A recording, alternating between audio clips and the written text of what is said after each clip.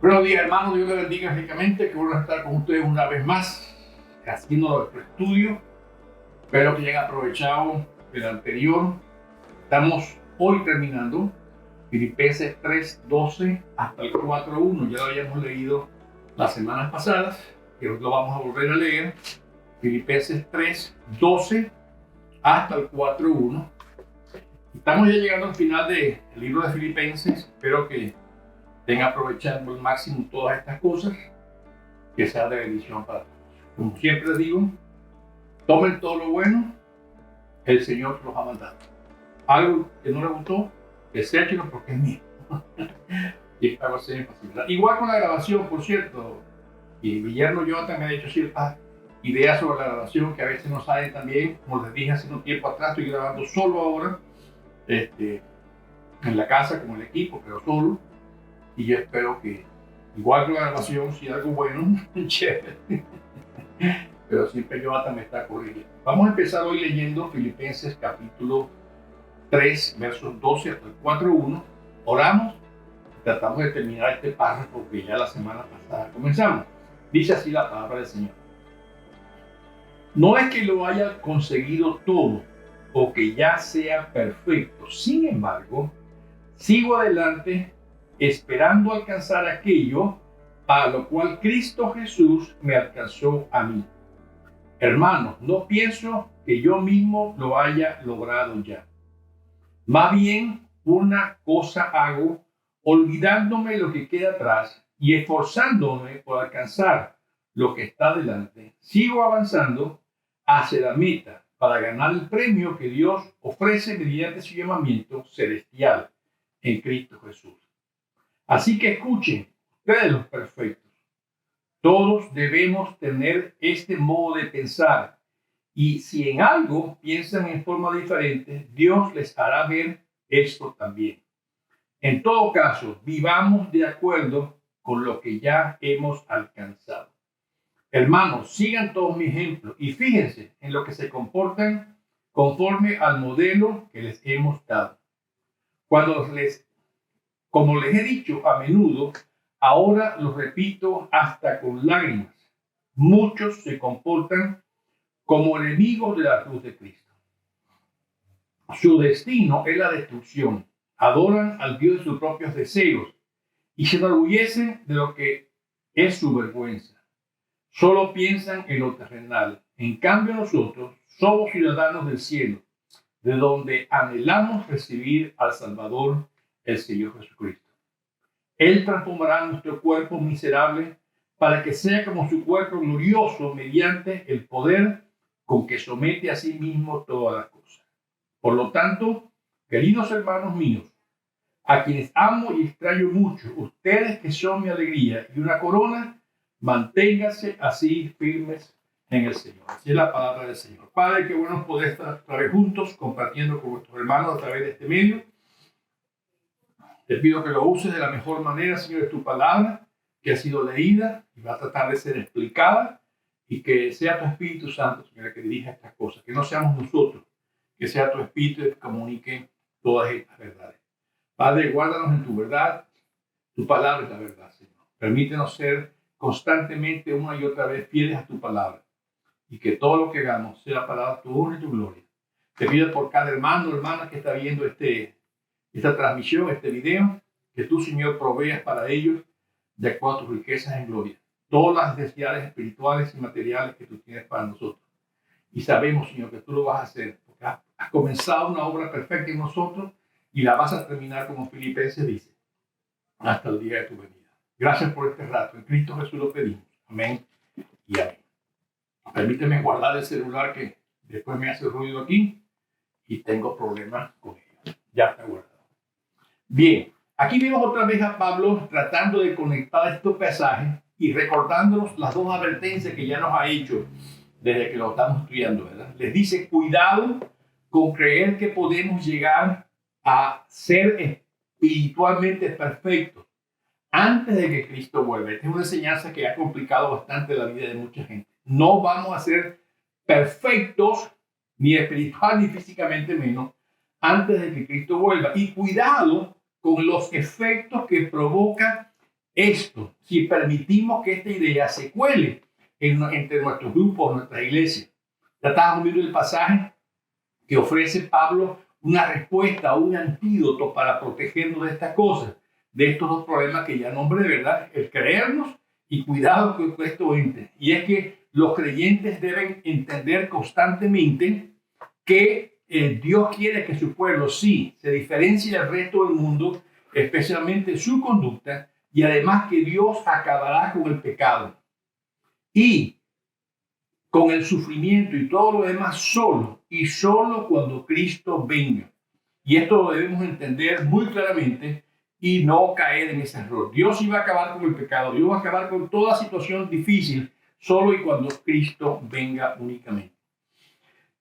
Igual que en el tiempo de Pablo, hoy en día también encontramos nosotros que este tipo de enseñanza se ha colado en nuestras iglesias.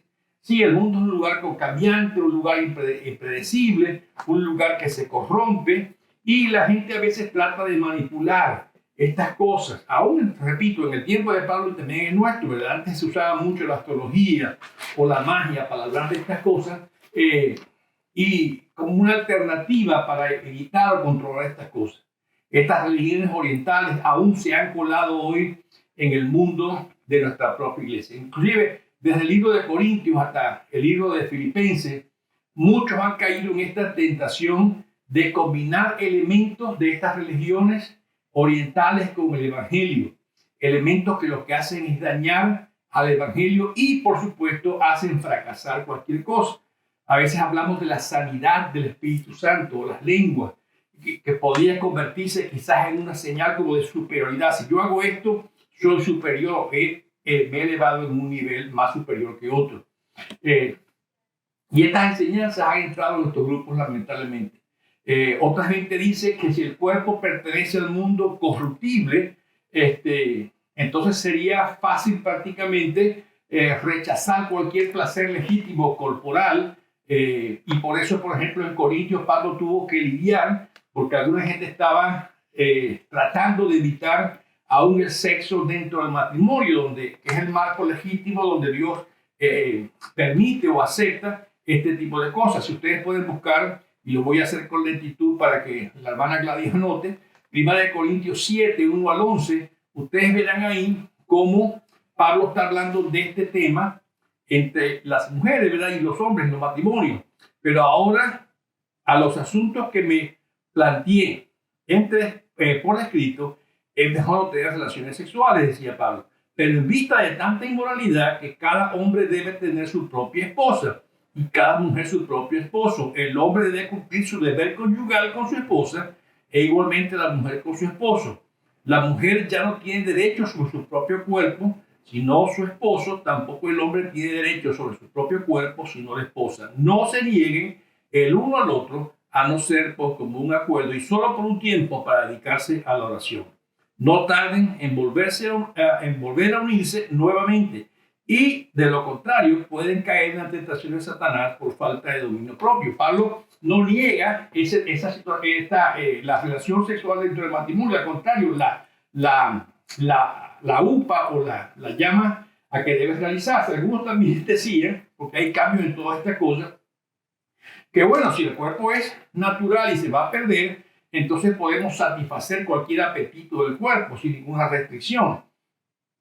Y usaban aquella famosa frase también en Corintios, cuando Pablo decía en 1 Corintios 6:12, él decía, todo me es permitido. Esa parte la leen, no leen lo último, pero no todo es para mi bien. Todo me está permitido, pero no dejaré nada que nada me domine. Y ahí sigue diciendo Pablo ese tipo de cosas. Los extremos en estos temas siempre son perjudiciales para la iglesia. Que el cuerpo no vale nada, o que como no vale nada, entonces usémoslo como nos dé la gana, ¿verdad? Y hoy vemos que algunas iglesias se corresponden o se conforman con estas ideas, aunque son ideas de religiones o grupos orientales, astrología y nueva era. Pero tengamos cuidado con esta cosa. Dan más importancia a la imaginación que al razonamiento racional o al pensamiento racional. caemos en el relativismo moral. Por ejemplo, se usa mucho entre los políticos, especialmente aquí en los Estados Unidos, y yo me imagino que en otros países también. Ellos dicen mucho, bueno, tal cosa será inmoral, pero no es ilegal. Entonces, con eso quieren cubrir prácticamente todo, ¿verdad? Puede ser inmoral, pero no es ilegal. Entonces yo puedo hacerlo porque no es ilegal. A veces dicen, pero bueno, al fin y al cabo no hay víctimas, no hay errores, todos podemos superarnos. Haz de tu vida lo que quieres. La salvación, al fin y al cabo, viene por nosotros mismos, y esa es una gran amenaza a la iglesia cristiana el día de hoy. Cuidado con dar bienvenida a predicadores que traen más de filosofías orientales que la Biblia misma.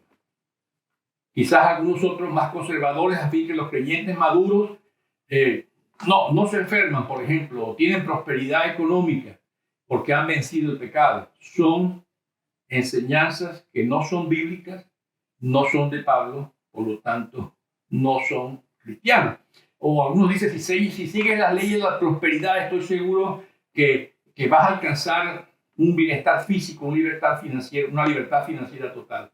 Cuidado, hermano. El énfasis bíblico de la conducta ética siempre se puede perder básicamente por ese tipo de manifestaciones milagrosas, entre comillas, del Espíritu, hasta perder la comprensión bíblica de lo que habla la Biblia de la maldad humana en medio de una visión utópica de la vida, muy típico de la nueva era. Pero este pasaje nos cuida de ese tipo de pensamiento de que estoy hablando. Son pensamientos que este pasaje nos advierte y nos cuida al dar al mundo físico un valor inferior al cual la Biblia da. La Biblia toma el mundo físico también como real.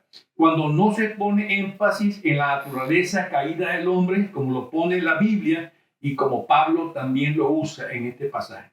Pablo anima a los filipenses a imitarlo a él y a otros que se conducen como él se conduce. Quizás hoy decimos, pero no tenemos a Pablo, ¿cómo podemos verlo para imitarlo o a otros, verdad?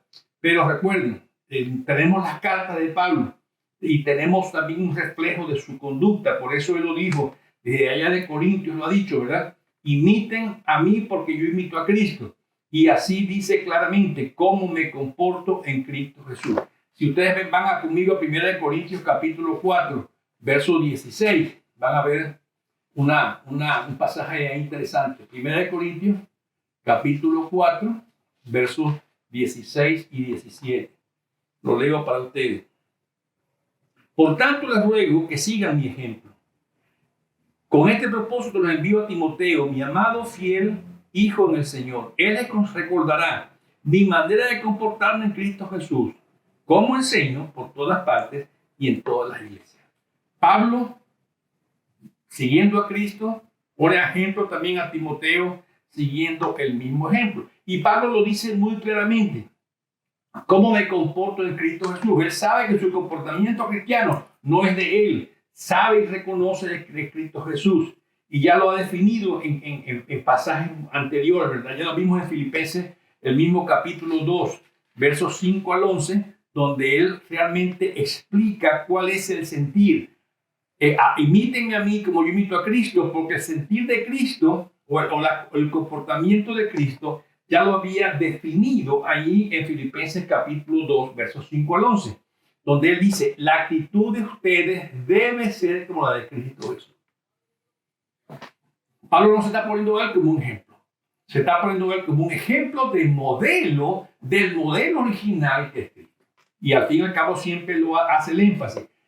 En Cristo Jesús me comporto así. ¿Cuál es el ejemplo que nos da Cristo aquí en este pasaje de Filipenses 2, 5 al 11? Ya lo hemos dicho anteriormente, servir a otros con humildad. El modelo de liderazgo de Cristo y de Pablo y de los apóstoles y de estos hombres que andaban con ellos como Timoteo era un servicio con humildad. Y también lo dice claramente ahí en Filipenses, ahí en Corintios y en todas otras partes, poner los intereses de otros antes que los míos. Y son las cosas difíciles que tenemos que mirar, ¿verdad? Con mucho detenimiento. Jesús ya lo dijo en el libro de Marcos, en el capítulo 10, si ustedes van conmigo a Marcos 10, van a encontrar un pasaje donde Cristo hace ese énfasis. Por cierto, bien interesante, por eso les pido que lo busquen. Marcos 10, 41 en adelante. Miren lo que dice con mucha claridad. Marcos 10, 41. Había una situación incómoda entre los discípulos que estaban pidiéndole a Jesús estar al lado de él en el reino. Los otros se pusieron disgustados cuando esto pasó. Luego dice, los otros 10, al oír la conversación, se indignaron contra Jacobo y Juan. Jacobo y Juan están pidiendo el primer puesto al lado de Jesús. Así que Jesús los llamó y les dijo, como ustedes saben, los que se consideran jefes en las naciones oprimen a los súbditos y los altos oficiales abusan de su autoridad. Nada parecido con la realidad, por cierto. Pero entre ustedes no debe ser así. Al contrario, el que quiera hacerse grande entre ustedes deberá ser mi servidor. Y el que quiere ser el primero debe ser esclavo de todo. Porque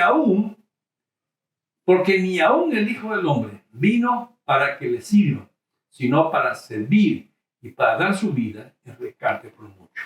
Cristo pone el ejemplo de servicio en humildad, poniendo los intereses claramente. Dice, yo mismo vine de esa manera y no vine de otra.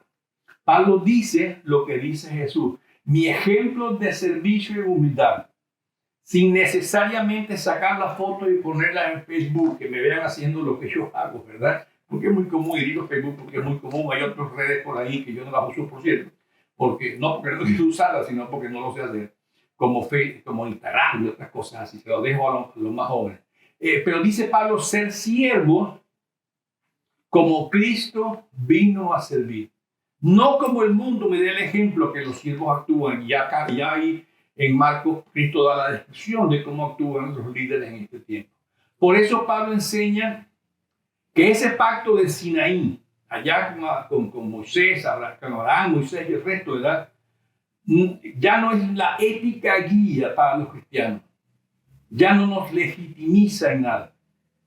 Cualquier enseñanza de que los errores y malos caminos son cosas de la imaginación o lo sustituyen por el Señor me ha guiado a hacerlo. Tengamos cuidado con esas palabras porque son muy complicadas. Hace unos años atrás, por supuesto no voy a decir nombre, escuché de primera mano del testimonio de un hombre cristiano, misionero, que había decidido prácticamente acabar con la vida de su esposa. Porque el Señor le había dicho que debía casarse con su secretaria. Eso es un caso real, no estoy inventándolo. Hace años atrás, pero es un caso real. Porque a veces el Señor me ha dicho, me ha querido decir, o me ha guiado a hacerlo. Ahora la barra, ahora el modelo nuestro está para seguir un poco más alto. Dice claramente, imiten a Cristo. Ahora tenemos una gran ventaja que los filipenses no tenían. Hoy tenemos la versión completa del Evangelio, los 4 Evangelios completos, Mateo, Marcos, Lucas, Juan, ¿verdad?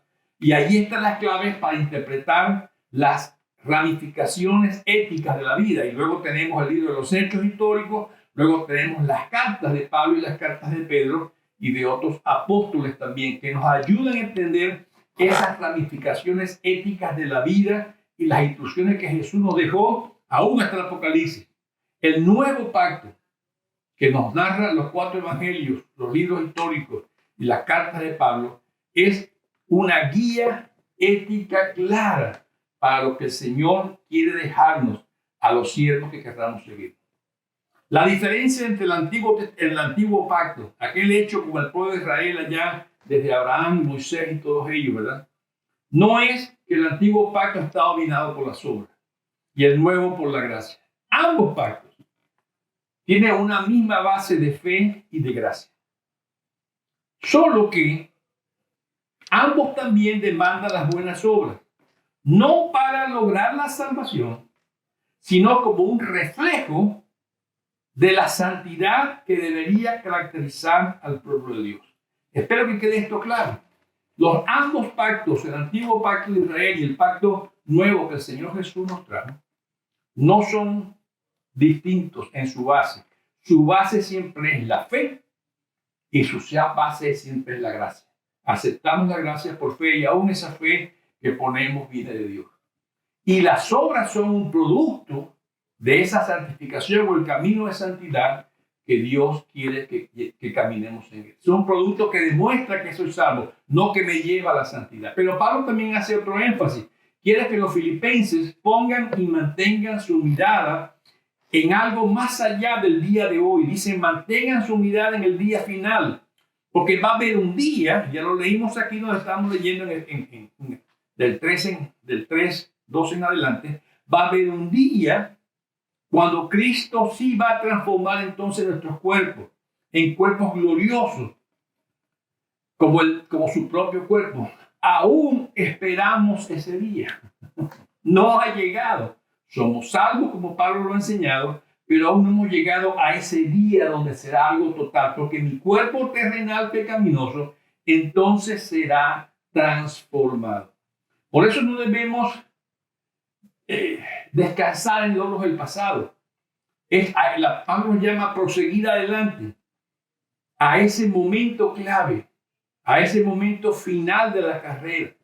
Por eso lo dice ahí en el versículo 1:6 de Filipenses, que lo leímos hace unos meses atrás. Ya hemos caminado casi 7 meses con estos estudios. Lo dice claramente en el verso 7, en el capítulo 1, verso 6. Estoy convencido de esto. El que comenzó tan buena obra en ustedes, la irá perfeccionando hasta el día de Cristo Jesús. El compromiso de terminar la obra en nosotros no está en nosotros lograr esa perfección. Ese camino, Cristo mismo, como nos dio la salvación, aquel que comenzó la buena obra, la irá perfeccionando. ¿Cuándo llegará esa perfección? Claramente lo dice, hasta ese día de Cristo Jesús. No llegaremos antes, no llegaremos después, hasta ese día. Y Pablo estaba convencido de esto y aún así sigue trabajando con esfuerzo para presentarse ante Cristo limpio, intachable y puro. Y esa le pide a los filipenses y ayuda a los filipenses también a lograrlo, ¿verdad? Como lo dice en el capítulo 2, verso 16. Ahí lo dice claramente. A ver si lo puedo ubicar rápidamente. 2:16. Aquí está. Manifestando en alto la palabra de vida, así el día de Cristo me sentiré satisfecho de no haber corrido ni trabajado en vano. Pablo sabía que tenía una carrera y una meta donde llegar y alcanzar. La iglesia de hoy, debemos tener en cuenta lo que la Biblia dice, que la iglesia visible siempre va a tener este tipo de inmadureces porque todos estamos en el mismo proceso de crecer. Allá en Marcos, en el Evangelio de Marcos, por cierto, lo dice muy claro el Señor Jesús cuando da aquella famosa enseñanza del trigo y la cizaña, ¿verdad? Y dice que su discípulo dijo, Señor, si hay cizaña, vamos a arrancarla lo antes posible.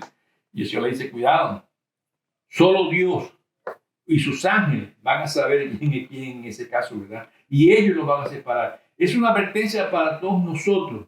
Y si ustedes van conmigo a Primera de Pedro, capítulo 1, verso 10, van a encontrar un verso que me llamó a mí la atención y estoy seguro que ustedes también. Segunda de Pedro 1:10. Segunda de Pedro 1:10. Los leo para ustedes. Por lo tanto, hermanos, esfuércense más todavía por asegurarse del llamado de Dios, que fue quien nos eligió. Si todos hacen estas cosas, no caerán jamás. La Biblia no nos llama en ningún momento a quedarnos tranquilos con nuestro trabajo en el Señor. Compromete a Dios y Dios se compromete a Él llevarlo a cabo hasta el final, pero nosotros, dice, sigamos trabajando. Él es el Señor de la siega, Él es el Señor de la cosecha. Él va a separar cuando unos y otros tengan que separarse. Pero Él nos llama a nosotros a esforzarnos y Pablo nos enseña esto, a esforzarnos en nuestra salvación. Inclusive lo leímos antes, con temor y temblor, con énfasis, con fuerza. Porque las doctrinas son fáciles de colar. Alguna gente piensa, si soy salvo, yo ya no tengo nada más que hacer. No lo enseña Pablo, no lo enseña la Biblia. O algunos dicen, pero si tengo milagros, si tengo señales, prueba de que soy salvo. Eso te lleva a una actitud de orgullo. Nunca, nada de lo que Pablo ha dicho, ni lo que Cristo enseñó, nos ha enseñado que el esfuerzo humano tiene algún papel que sirva o funciones para la salvación. No es lo que Pablo enseña. Pablo claramente enseña que la justicia con que él quiere presentarse ante Dios es la justicia de Cristo, no es su justicia. Ese día final no quiere presentarse a Dios diciendo, mira todo lo que yo hice. Quiere presentarse a Dios diciendo, mira lo que Cristo hizo por mí. Es Dios.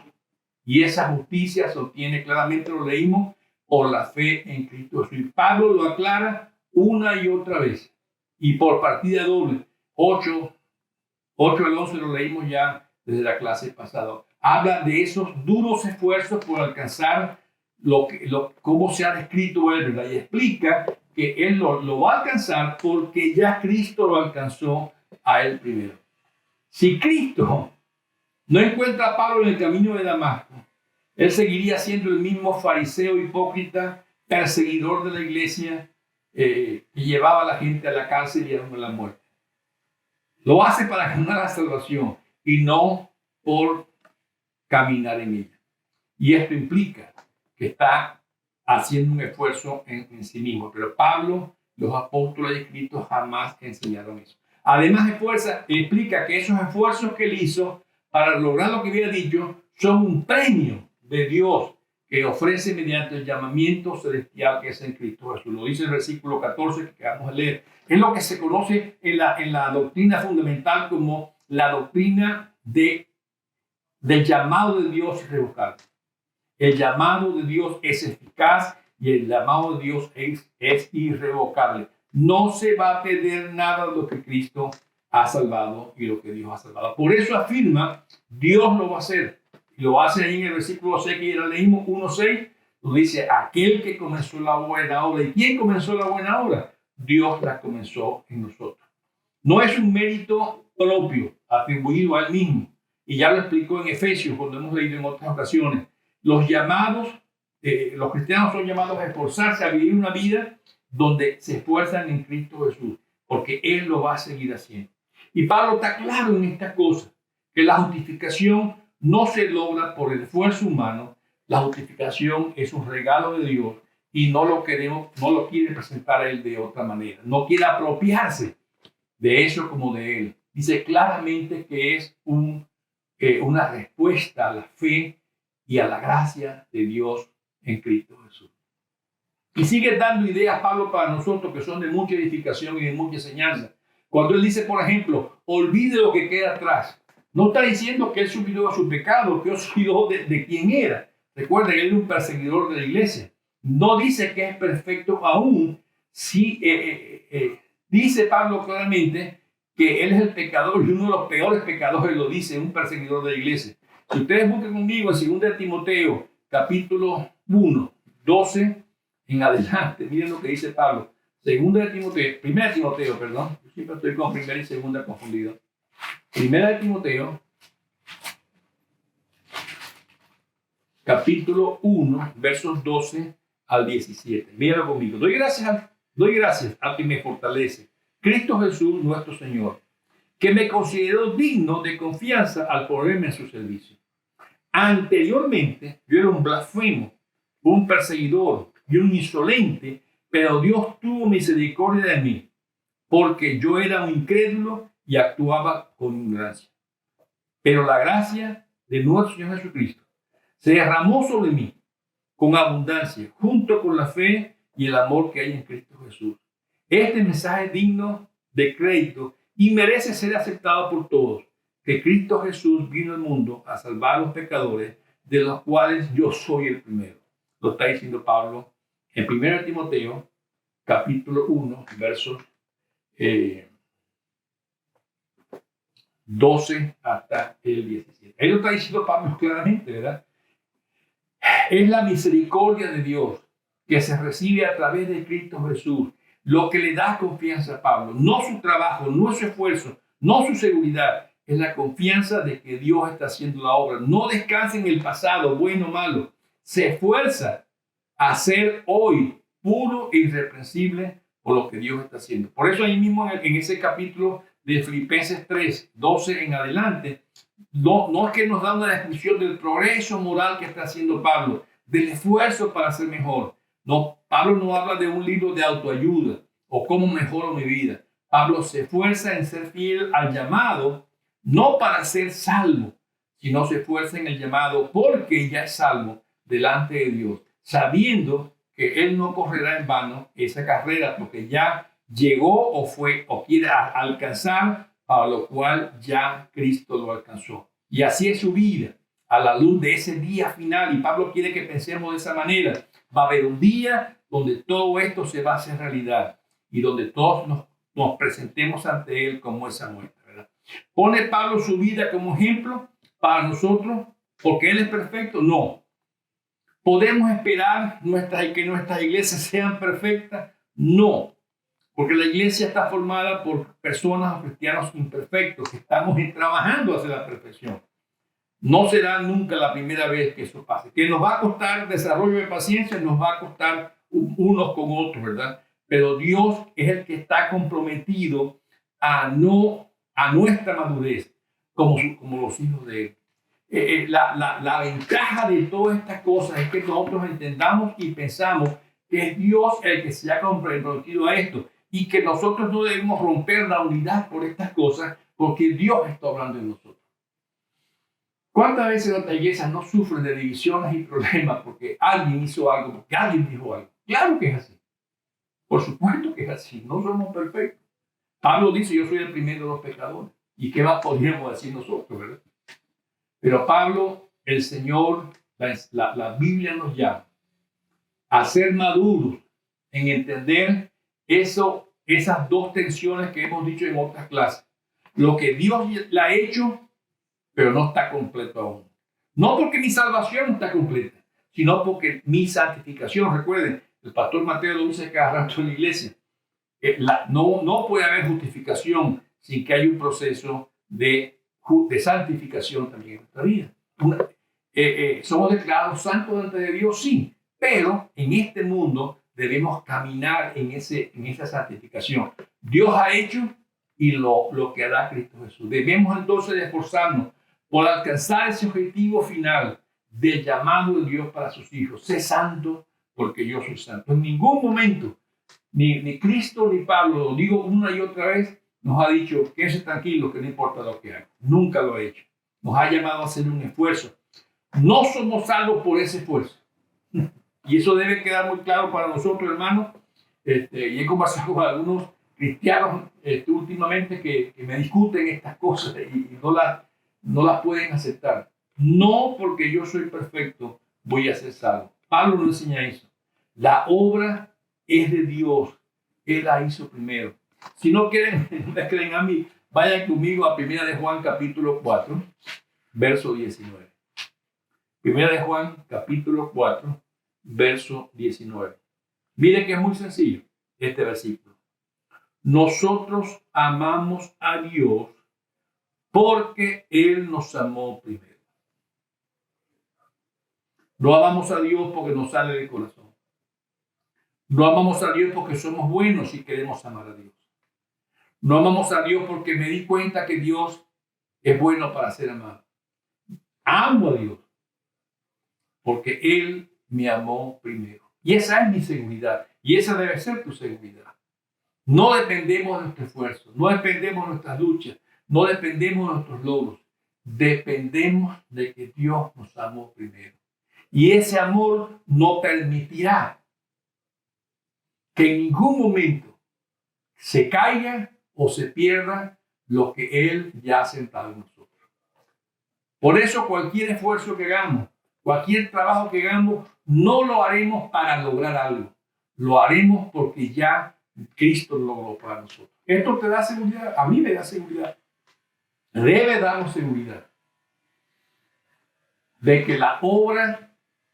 que aquel que empezó la buena obra en nosotros se ha comprometido. Y ha comprometido la vida de su Hijo y el trabajo del Espíritu Santo para terminar de concluir lo que un día empezó.